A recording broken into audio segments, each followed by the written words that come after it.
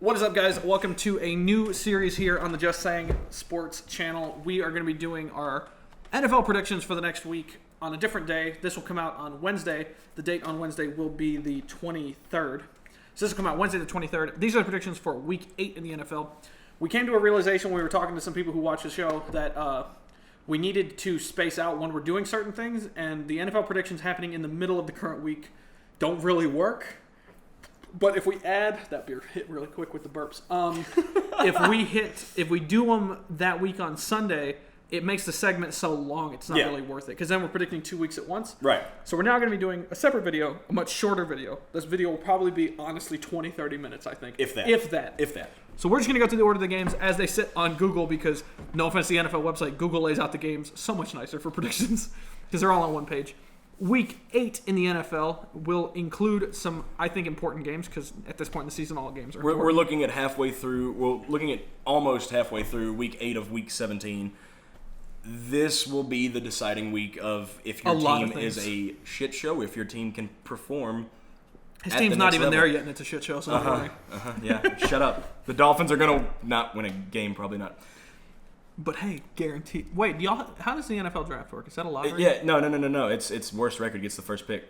Oh, so it's not a lottery. No. So the way the draft works is it goes based on record. So let's say like the Dolphins last year went 5-11. Had we gone 4-12 and not had the miracle in Miami. Overall pick, okay, let's be honest. We're just going to end it right there because you're going to get on a fucking roller coaster here. Sorry. And we talked about it on the podcast this week. Yeah. If you haven't seen the podcast yet this week, check it out. It came out on Monday. Check it out. All right, so we're just going to go in order of how they have them. I believe it's the order they're played in. Yeah, so I think we'll just go down. We'll just start here. So Thursday night's game, tomorrow night's game from when you're watching this, is the Redskins at the Vikings. Vikings.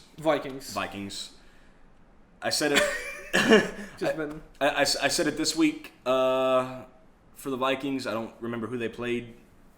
I don't remember who they played Sunday. Dalvin Cook's going to have himself another field day. Vikings are playing the Lions. And I picked the Lions in the podcast, but that was just because Dalvin Cook is probably going to have himself another field day. Knowing my luck, I don't know if you guys can tell we're recording this on a Sunday, but knowing my luck, he's going to get injured today. He's going to get out, He's going to get injured today, and I'm just going to look retarded. Yeah, our recording date, I want to make this clear because I know a lot of our predictions are going to seem weird, especially if somebody goes out in the middle of the week or because of practice schedules. Because of how we have to do this, we're making these predictions on the Sunday of the previous week. I don't think that's wild, and I don't think it's going to change a lot of our picks, honestly, because a lot of teams this year are just deep. So if everything stays correct and everybody stays healthy, Dalvin Cook's going to have himself a field day. I don't see Kirk Cousins throwing the football as much just because the Redskins are going to be down early, and there's no reason to try to force your QB to throw the ball that much when you're winning, let's say 21-0 at halftime. No, I've got the Vikings. I'm going to say Vikings like 28-10. I'm still not going to pick score, but I'll go with you on the Vikings on that one. I feel like I have to pick score. I've got to find some way to redeem myself after my postseason picks for baseball. I think you just make it worse for yourself by doing that. Let's just dig a deeper grave. Not only were you wrong on that, well, look, you were wrong on the score. If we're going to go all in, you got to go all in. No. No. I hope you never bet sports in your life because, like, you're gonna be already have. You're gonna be living in a van down by the river. All right. So we got Vikings in that one. Mm-hmm. Next game up would be the Seahawks at the Falcons, and I believe we picked the Falcons to win in Week 7. I think we did. I know. I think I'm fairly certain I did. I think, however, like I talked about, the Falcons have top 5 offense in the NFL.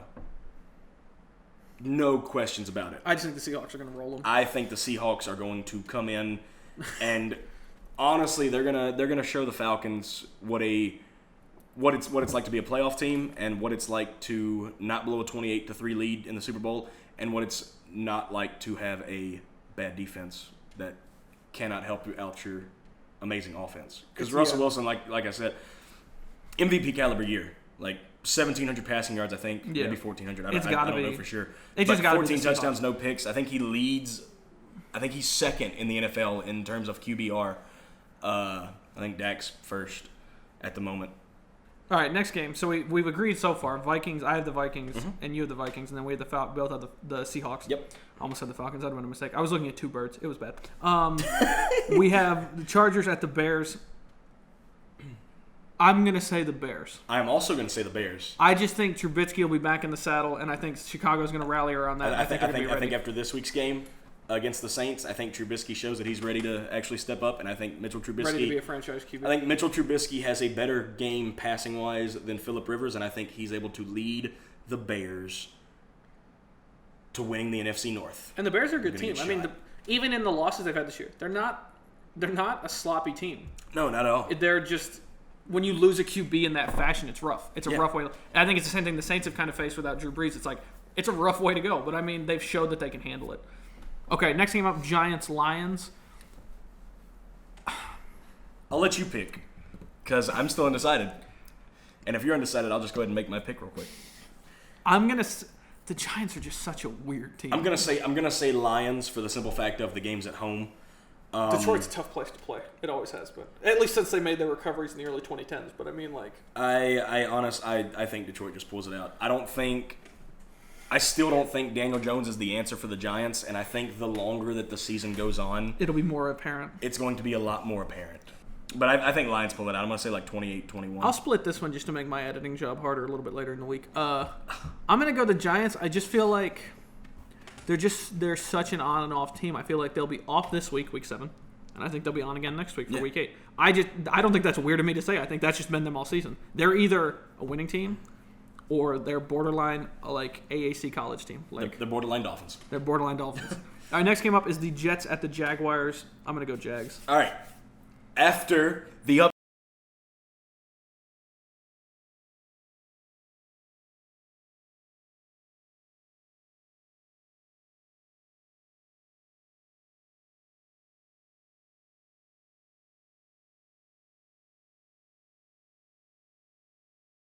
upset of the week on Monday Night Football, like I called against the Patriots, the Jets go into Jacksonville and take out Gardner Minshew and the stash of destiny. Sam Darnold has himself another career day, and the Jets win this game by a score of 38-17. Do you have Sam Darnold in fantasy? No. Okay. No. It just can you understand where I was coming from? That where it just seemed like you were I drafted this guy. I don't want it to be a bust. Please help me. I know I sound like a Jets fan. I swear I'm not. I think Sam Darnold, based off not last year's draft 2 years ago, in 2018, I think he's probably the second most talented quarterback out of that draft behind Baker Mayfield. I understand. Minshew has a nasty habit of being survivable. You know what I mean? No, like he's just got a nasty habit of it. What was that Leonardo DiCaprio movie? He's like Leonardo DiCaprio when he gets mauled by a bear and he finds a way to stay alive. The Revenant? Yeah, The Revenant. The bear is going to be the Jets, but Gardner Minshew will survive. Skin the bear and make a coat out of it. Bengals at the Rams. Rams, moving on. Rams, yeah. So you and the Bengals are challenging each other to see who's the worst team in the NFL. Am I wrong in saying that? It seems like it. Because you dropped a game. But the thing is, I think the Bengals are still trying to win games. I think the Bengals are still trying to win games. So you're trying to give your team an out and say that they're tanking?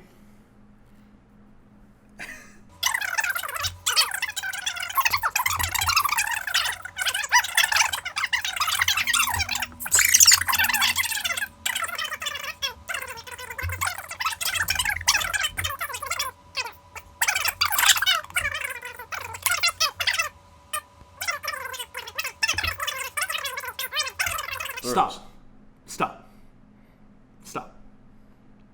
We're moving on.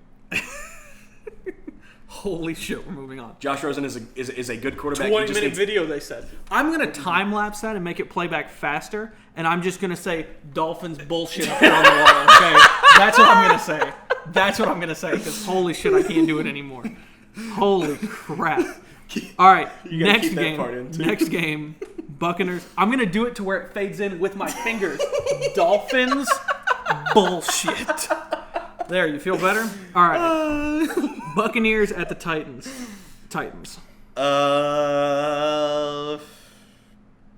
I just think they pull a hapless win out of their ass. That's all I'm going to say. Well, what we have to figure out is Did Tannehill perform well enough in Week 7 to remain the starter, or did he perform so bad that the Titans lost that they're going to have to just go back to I don't Marcus think it'll Mariota? be like that kind of cut and dry. I think it'll be kind of a situation of like, I think they're going to look at players' kind of history and just see. This is going to sound like almost like a pitching decision. I think they're going to look at who's played better against them and try and make a decision. I think the Titans at this point are in a weird 50-50 split with their QBs because Mariota has not been consistent and Tannehill has just not had a chance to prove himself. So I almost think you just go Tannehill again to give him a second chance. You know what I mean? Does that make sense? Mm-hmm. No, like absolutely. I think that might be what they do. I would like to see the Bucs win that game. However, I do think the Titans pull it out. I think Jameis Winston and his famous Jameis turnover bakery is going to be in full effect. He's probably going to have another 6 turnover game like he did against the Panthers. I don't think it's going to be that many. He's probably going to have like 2 or 3 interceptions, probably a lost fumble. Malcolm Butler's going to have a field day guarding Mike Evans. Oh yeah. So that's going to – I look forward to seeing that matchup though. Okay, so next game up, Eagles-Bills. Bills. They're riding the streak of Josh Allen. Josh Allen is feeling great. He's his new fantasy quarterback. QB2, not QB1. He's his new QB2 in fantasy. I understand. Everybody's riding high on Josh Allen, even after he got the concussion and the loss to the Patriots. And the Bills' defense has been stellar. They held Tom Brady to 16 points. They've been so good. Stellar. And they will continue to be stellar. I'm pulling for the Bills. I want to see the Bills and the Patriots in the AFC Championship game this year. This is going to sound really weird. The Bills accidentally, I think, have one of the best looking uniforms in the NFL. Absolutely. It's such a good looking uniform. Blue, white, and red. You can't go wrong. And the Buffalo looks super good. All right, next up, Broncos, Colts. I'm going to say Colts. I think Marlon Mack has himself a good day on the ground. I'm going to say Broncos. The Broncos are Hang on, this is week 8, right? This is week 8. I think the Broncos. If I'm not mistaken, I think by week 8, I think Drew Lock is supposed to be off the IR.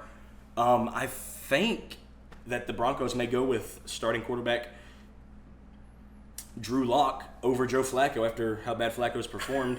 It wasn't a great week. Thank God the guy I'm up against in fantasy had him though. Shit! I've always been a big Drew Lock fan. I thought that he was the. I think the line has performed better under Drew Lock than it did under Joe Flacco too. And Drew Lock's never played he played in preseason. But so let me rephrase that. I realize what I'm saying. I think Joe Flacco's just. I'm trying to be an asshole to Joe Flacco here. Remember, you got a Super Bowl winning quarterback you're talking about. I don't disagree with that, but I mean Nick Foles is a Super Bowl winning quarterback too, and he's not done. It's not been very consistent for him either. So I would say. I just think they'll perform better under him. I think Joe Flacco's just not a good fit with the Broncos. I think he just doesn't slide into that very well. I've always been a big supporter of Drew Lock. If he's able to come back and be healthy by week 8, I think he takes a starting position. I think John Elway just throws him the reins and says, "Here you go, bud." I wanted Drew Lock to be taken by the Dolphins with the 13th pick in the draft. I think that he is a fantastic quarterback. You look at his college numbers. His college numbers weren't great. I say weren't great. I think he had like 100 and something touchdowns thrown and like 30 something interceptions. A lot of interceptions thrown. But granted, he was playing at Missouri. Missouri is not a very strong SEC team. I think they have a lot of rebound energy coming into this week, and I think they can beat the Colts on that, whether Joe Flacco starts or not. And next is Cardinals and the Saints, right? And you were looking to see if Breeze was going to be back, right? No, I was looking to see if Kamara was going to be back.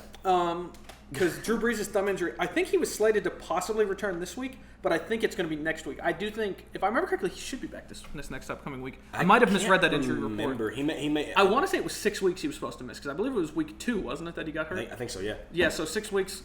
There was a potential he could be back this week against the Bears, but I want to say next week he'll probably be back. If Drew Brees is back, they win that, no doubt. I think they win it even with Teddy Bridgewater. I think they win with Teddy Bridgewater. Kyler Murray looks great for the Cardinals. But I'm saying a huge help to them will be, I was looking at Kamara's injury report, because his injury was a little unexpected this week. He was healthy all week till Friday, and then they dropped him. Right. It's apparently, all it said that I could find really quick on CBS was it is a knee and ankle injury. Now, he had an ankle issue the previous week in practice that kept him out of full practice. So I think it's just a flare-up. I think he'll be back next week, and I think with him in the lineup, and again, if Drew Brees is definitely back in the lineup, I think Teddy Bridgewater can do it, don't get me wrong. But I think if Drew Brees is back and Kamara's back in the lineup, they smoke the Cardinals. Yeah, they smoke them. Yeah, the Saints. I think the Saints are going to win that game regardless of who is. It's by how much we're talking about. Yeah. If Bridgewater's there and he's, let's be honest, Teddy Bridgewater is not Drew Brees level. No, not Drew Brees level. I could see Teddy Bridgewater. This is going to sound really. This is a random aside. With how Teddy Bridgewater's played, though, I could see him moving on to another organization, Absolutely. being another team. It's like the Case Keenum situation from the Minneapolis Miracle 2 years ago. Case Keenum, filled in for the injured Sam Bradford and led the Vikings to the NFC Championship game. And then Case Keenum got paid and played for the Broncos last year and is now currently playing for the Redskins this year. Next pick, 49ers. Panthers at the 49ers. 49ers. See, a lot of this is going to rely on if the 49ers lost last week or not. I don't think they're going to lose last week. I'm only kidding. Yeah, because who did the 49ers play week 7? 49ers, week 7, they have the Redskins. I look stupid. No, so 49ers are probably going to be 7-0 and 6-0. And San Francisco has, in my opinion, been a tough building to play in as a road team. Just because the 49ers are just dominant there. So, I just think the 49ers win the game. I think it's just going to be a good game. I think the Panthers are still going to be riding with Kyle Allen. I don't know if he's going to be able to do enough. I don't know if him and Christian McCaffrey together are going to be able to do enough to beat the 49ers. However, I see this game. This could probably end up being not only a one-score game, probably a one-point game. I'm going to say something weird like I think the Panthers will put up. That's what I mean by it'll be a good game. I just think the 49ers win it. I think that'll be the game to watch. Yeah. Raiders, Texans. I'm going to go with Texans here. It's going to be in Houston. Deshaun Watson is looking I'll split it fantastic. With you. I'll split it with you. The Raiders are one of those teams. It's like what I said about the Giants. They're just an up and down team. They're just not this week in and week out. They're either a winning team or a losing team. And I just think the Texans are weird too, though, because sometimes their defense is leaky. I don't have any other word for it. And then the other times the defense just steps up. And they'll have a game where it's just like third downs are just impossible. Browns at the Patriots. Patriots. See, it's at Gillette Stadium. Is it Gillette? Is that Yeah. No, it's in. I think the Patriots are going to rebound from their loss to the Jets, and I think they're going to smoke the Browns. Because I'm a Dolphins fan pulling for the Jets, but I feel like you have to pull for the Patriots, or I feel like you have to pull against the Patriots every time they play somebody in the regular season. I don't think you have to pull against the Patriots, but I think they just lose the weirdest games, like to Miami last year, or to the Jets this year, or No, so we got the Browns at the Patriots. I'm future-proofing this video. What? I'm future-proofing the video. Oh, bless you. I think the Patriots win. However, I would love to see the Browns win. I still think the Browns can win the AFC North. I think they have a good shot at it, but I think in order for them to do it, they have to get through the Patriots this game. And if that's going to happen, Baker Mayfield is going to have to wake up feeling more dangerous than he ever has in his life. Yeah. And he's probably going to throw for 584 yards and 7 touchdowns. He's also got to be 100% accurate. Yes. Because if it's not, it's a pick 6 probably. I don't want to be with the way the Patriots defense is playing, even after the loss to the Jets this week. Pick 6. It's everything. But, that's their MO. They have a really good running defense. Yeah, it's not like they're just stopping the play. They're almost an offensive line in their own right. No, so I see the Patriots pulling it out. Yeah, Packers, Chiefs. That's a tough defense against a good offense. Wait, it's not even going to be close. Pat Mahomes won't be back. Then because he's going to have his dislocated kneecap. It's going to be the Packers, yeah. Matt Moore looked great. But Matt Moore looked great against the Broncos. Is Mahomes to you? I think we had this conversation after the podcast last week, but it wasn't on camera. We agreed that Mahomes is probably a top 3 QB in the NFL, right? Mahomes, at the moment, is the best quarterback in the NFL. Well, was before the kneecap injury. Yeah. I think second would have to be Russell Wilson. Probably looking at, bless you, probably looking at 28-17. Chiefs are going to find a way to put points on the board, but it's not going to be enough to beat the Packers. No, yeah, the Packers are going to win the game. What's the last game? Final game, God. Dolphins, Steelers. I'll take over here. It's in Pittsburgh. On Monday Night Football. On Monday Night Football against the Steelers in Pittsburgh. The Terrible Towels will be raining hell on you. Steelers win that game. They just hands down win that game. Rudolph won't be back yet, will he, though?